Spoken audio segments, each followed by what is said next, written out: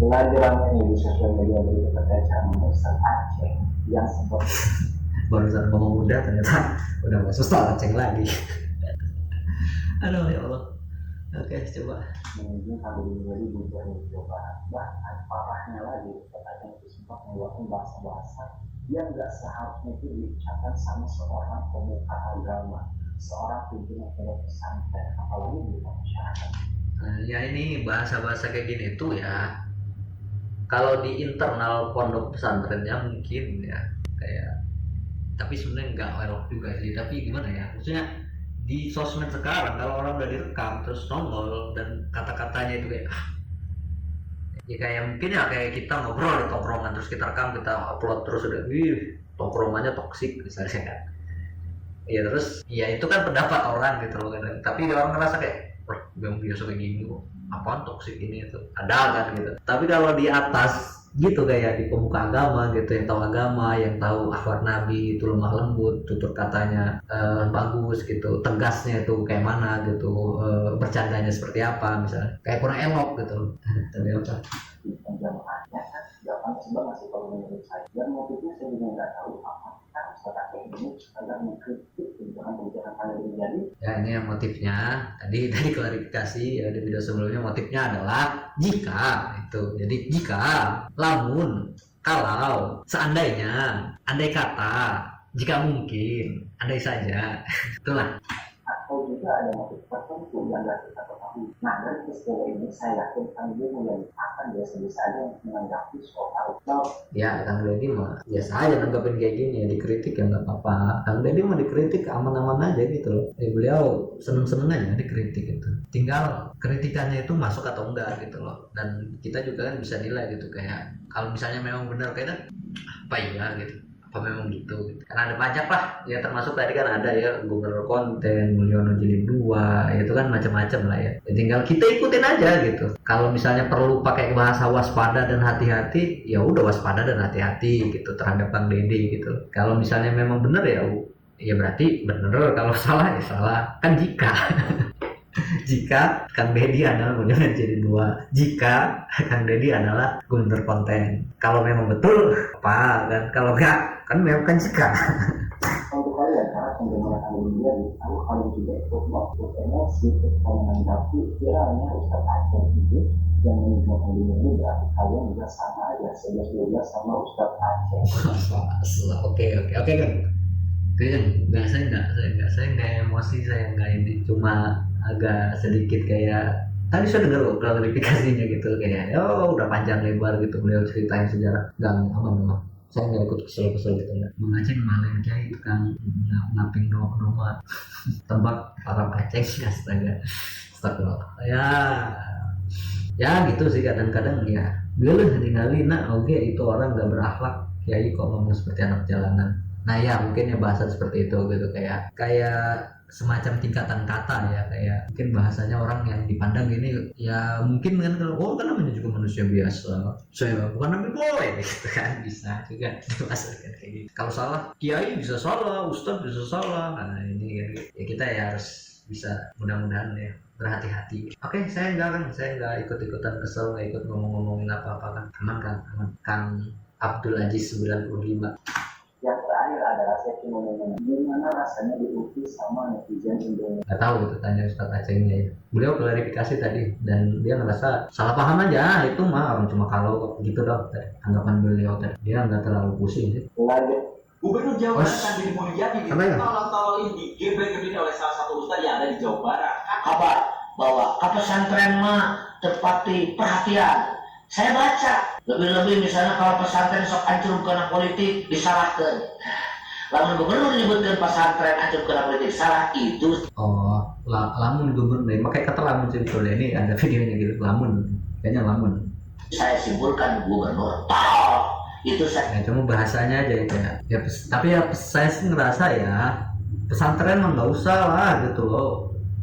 Kayak terjun dalam artian gitu kayak ngaji gitu, hafalan Quran gitu loh, kayak nanti nih kalau udah besar gitu loh ya mungkin dibekali dari sekarang kan kali ya, tapi kan pikiran untuk itu tuh mungkin nanti ya memang bagus juga kayak wah gubernurnya hafid Quran, akhlaknya bagus gitu. Tapi kan kayak dalam proses itu kalau kita udah kamu jadi gubernur, kamu harus belajar politik gini gitu, malah nanti dia malah ingatnya ke duitnya dulu barusan ke bayinya dulu karena udah di situ gitu loh. Karena kan beratnya politik itu kan di uang itu loh, kita bekal agama, akhlak sama moral itu kan nanti akan diaduk-aduk gitu. Nah dan kalau udah masalah uang dan ke situ-situ ulama urusin itu udah jadinya bukan politiknya, uangnya jadinya gitu loh. Saya sebutkan gubernur dan itu saya gambarkan gubernur Pak. Padahal saya mau seperti ini tanggung jawab aing. Kalau ya dia tanggung jawab tuh kalau kamu tapi gitu. Jadi kayak dia tuh mempertanggungjawabkan sesuatu yang masih kalau gitu loh. Tapi ya nggak apa-apa kan. Tapi masalah ya Allah capek saya masih. oh memang Ustadz tidak sependapat dengan gubernur, ya boya jangan perkataan itu jangan seperti itu gitu loh Kang. Ya karena masalah dana hibah yang akan disalurkan ke seluruh pesantren oleh Kang Didi Mulyadi kan dipilter dulu tuh. Kenapa? Karena kalau Kang Ustadz ini dekat dengan politik, namanya politik itu busuk, otomatis suatu yayasan yang dekat dengan pemimpinnya, yang dekat dengan politik tersebut, maka dia akan kebagian dari hibah paling gede. Otomatis yang ada di seluruh, yang ada di tiap atau pinggiran-pinggiran desa, pasangan-pasangan nggak bakalan kebagian dana hibah. Jadi gitu, mungkin untuk pemerataan Dedi biar semuanya kebagian, jangan sampai Ustadz ini yang main politik aja kebagiannya gede. Ya memang faktanya seperti itu, ada loh di Tasik, ya bekas mantan tuh. Ya itu kebagian dari hibahnya berapa? 40M. Dia kan buat apa? Buat membangun, katanya ngebangun sekolahan Islam. Tapi nyatanya tetap juga bayar seorang ustadz yang berpuasa ataupun yang dekat dengan penguasa, udah otomatis akan kebagian dari hibah paling gede. Kan kasihan yang ustadz-ustadz ataupun ya ini ya mungkin ini Abang Harisal ya, ini ya khawatirnya di situ ya gitu. Ketika mendekati ke penguasa dalam berpolitik ininya gitu loh yang dipikir itu loh gitu. Nah kalau misalnya memang dalam kiasannya oh ini saya memang niatnya gini kan jadinya berebut gitu loh ya, terus ngapain ulama berebut ini gitu loh. Kayak misalnya ada kota A kota B, si sama kota A di tempat saya lebih butuh, kota B tempat saya lebih butuh, akhirnya gotok-gotokan ulama ngomongin duit tuh gitu kayak ngapain ya. Cuma memang kan kalau mau diusus itu kayak ternyata nggak sesuai misalnya ya, kayak ternyata dihitung-hitung kan, karena kan mau diaudit ini kan supaya disesuaikan gitu, maksudnya Kang Dery itu kan disesuaikan, ditepatkan tepat sasaran apa enggak gitu loh. Kayak 40 juta misalnya itu terlalu besar, atau misalnya memang digunainnya enggak benar semuanya untuk pendidikan, untuk bangun, untuk anak yang kurang mampu dan lain, atau kayak lain dibancak-bancakan tadi, dibagi-bagiin gitu ke ulama atau ustadz-ustadz yang ada di situ yang di atas di yayasannya gitu. Apakah gurunya disejahterakan atau enggak, kan itu kan perlu dilihat gitu. Karena kan ya itu yang dikhawatirin Kang Deddy yang lagi dibenahi karena terjadi di pemerintahan sebelumnya. Bukan asal-asal tiba-tiba ulama nggak usah diikutin politik ya. Tapi sejauh ini saya sih ngerasa memang nggak perlu gitu. Ulama ngajar, ustadz ngajar aja udah gitu, ngajar gitu. Nanti ya pendapat sih itu. Yang memimpin pesantren yang ada di desa, yang nggak kenal dengan politik, yang jauh dengan penguasa, nggak bakal kebagian. Itu lagi yang dekat dengan penguasa dikasih gede itulah.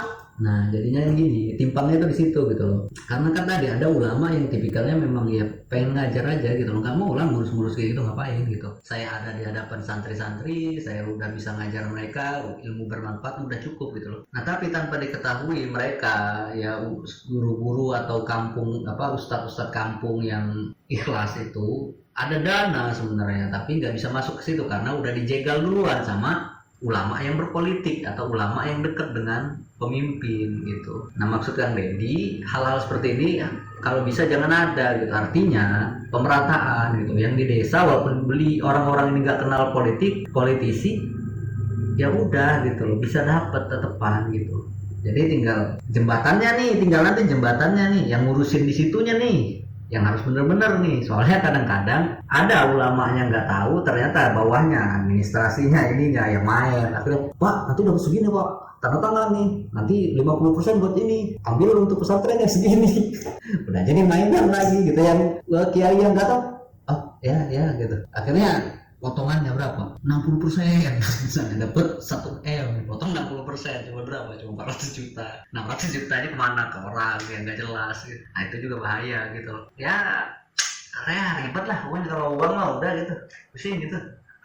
Lagi, ya bagaimana meratakan diri mulai dia bener lah, difilter dulu biar semuanya kebagian merata. Kalau memang bagi dia, kalau memang dia setuju, kalau itu jangan seperti itulah ya, itu kan hal yang rame, malu lah ya. Kalau menurut saya pribadi, udah ustaz jangan ikutan politik itu busuk, politik itu ngejar duit gede, mau enggak ditabrak ya. Nih kasusnya juga sama tuh ya, kayak yang kemarin tuh mantan tuh di taksi ya, dana hibah 10 miliar ya dikasih buat dia semua ya.